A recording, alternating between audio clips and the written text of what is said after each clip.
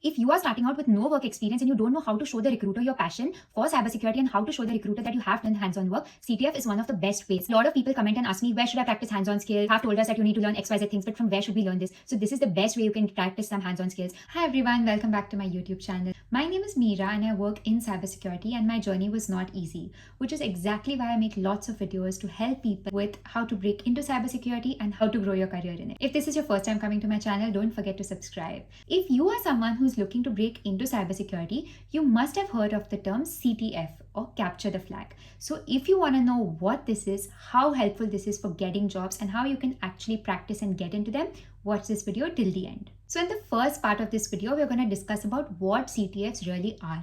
So CTF stands for capture the flag. These are basically different challenges that test your cyber skills. It's like a cybersecurity competition in which there are different participants and there are different challenges out there, and you need to actually solve all of these challenges and go to the next stages. And in the end, if you are able to solve all of the challenges, you're the winner of the CTF. There are many types of CTFs. The most famous ones are Jeopardy style CTF, and the other one is attack and defense style CTF. You can read up more about the different types of CTFs if you're planning to participate in them. But at the end of the day, the idea is the same. You're trying to develop your cybersecurity skills. In these CTF competitions, there are basically different challenges, and these are of different categories like web hacking, reverse engineering, general cybersecurity skills, forensics, cryptography, and many more. So basically, doing these challenges give you hands-on practice of the different tools and things that are out there.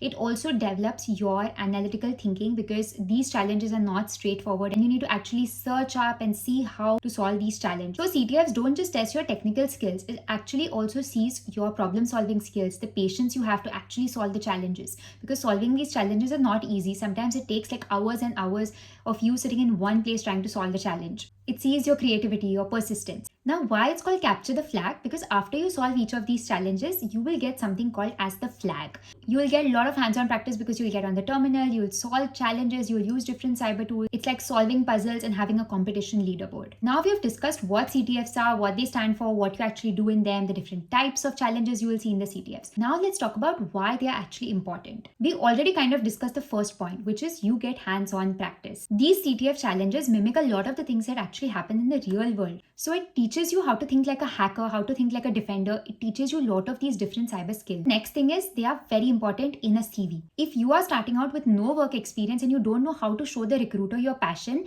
for cybersecurity and how to show the recruiter that you have done hands-on work, CTF is one of the best ways, because it shows the recruiter that you know the different types of challenges, you have tried to solve them, and especially if you're someone who has taken part in a CTF competition and you have gotten a good rank, that is going to be an amazing thing to show on your CV to your recruiter. Also, a lot of the CTF competitions that are there are sometimes played in groups. So it's a great opportunity for you to actually network with other people who are playing the CTF. These people could be working in great big cyber companies in cybersecurity roles. So it's a great way for you to actually network with these people.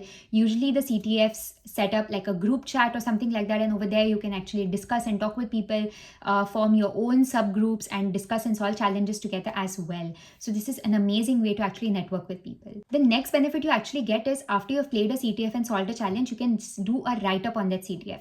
If you go on Google and you just search that, CTF write-ups or whatever, you will see a lot of people who have solved CTF challenges and actually written what they did and how they solved the challenge. So write-ups are very, very famous and important. After you've participated in the competition and done networking, you can also do write-ups. This shows the recruiter that you're great with documentation. In almost any role in cyber, there's great importance for documentation. Whether you're a pen tester or a vulnerability management analyst or a SOC analyst, everyone in cybersecurity has to do some kind of documentation. So writing your CTF write-ups is actually a great way to show the person in front that you know documentation and you know how to do write-ups. At this point of the video, a lot of you will be asking, okay, I understood what's a CTF. I like this, I want to do it, I get the benefits of it, but from where should I do it? So if you're looking to participate in any CTF competitions, before actually participating in those competitions, you can practice these CTFs, because if you directly go in the competition, you might be a bit lost. So there are some platforms where you can actually practice these different CTF challenges. This is what I also did when I was a beginner. I will list down all of these different CTF channels, websites in the description below. So make sure that you see the description, check the different sites I've mentioned, go to these sites, explore them. It's not necessary that you have to go and sign up on each of the sites I mentioned, but at least try to explore them, pick out one which you like, and then start practicing on that. Once you practice a lot on these CTF channels, you are now ready for competitions. So then you can go to the CTF competition, register over there as a participant, and start solving challenges in the competition. Now let's talk a bit about how this is going to actually help your job search. You are learning the theory, you are doing hands-on, but like I discussed, CTF has a lot of different benefits. It's really impressive to the recruiter that you know cyber skills, you are taking active part.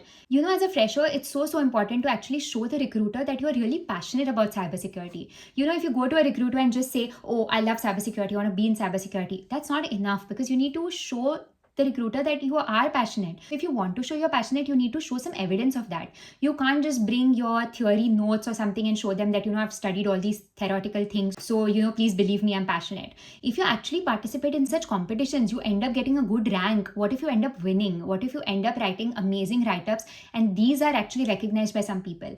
Then you're in an amazing spot, even if you don't have official formal cyber experience. These are the kind of things that actually help you break into cybersecurity. Post the CTF competition, like I mentioned, make sure that all of the people you spoke to, you connect with them on LinkedIn. Make sure that whatever you played in the CTF, you posted on LinkedIn. You know, even if you didn't get a great rank or you didn't win it, you learned a lot. Whatever number of challenges you solved, just put it up on LinkedIn. You know, say like, hey, I'm a beginner in CTF. It was my first CTF competition. I was able to only solve 5 challenges out of 50, but it was such an amazing experience. Write down all the different tools you used, the different challenges you solved, what you learned out of it. That is what matters more. As a fresher, I myself started doing CTFs. It was hard to figure out how to do it. That is exactly why I'm making this video, so that it's really helpful for people to understand what this is, from where they should start, what they should do, how this is going to help them. I hope this video really helps you all understand and break into the world of CTFs. It's not compulsory that you have to win it or be on some great rank or something like that. What matters is you took the efforts and the initiative to participate in that. You stayed till the end of the competition and now you're actually posting about it. So this is very, very important. So the simple answer to the question, are CTFs compulsory for getting jobs? Of course, it's not compulsory. No job description is going to say that, you know, we won't hire you if you do not have like CTF experience. No one's going to say that to you. But you will see a lot of job descriptions saying, if you have participated in CTFs, that's a benefit, that's a bonus, that's a key point. So what it means is it's not mandatory and compulsory, but it's an extra thing you can do from your end to stand out, to make your CV stand out, to make yourself stand out. And it's not just to stand out and get jobs, but you are going to end up learning a lot as well. If you found this video helpful, please comment down and let me know. Also, let me know which other video you would like to see. I hope you found this helpful. Thank you so much and see you next time.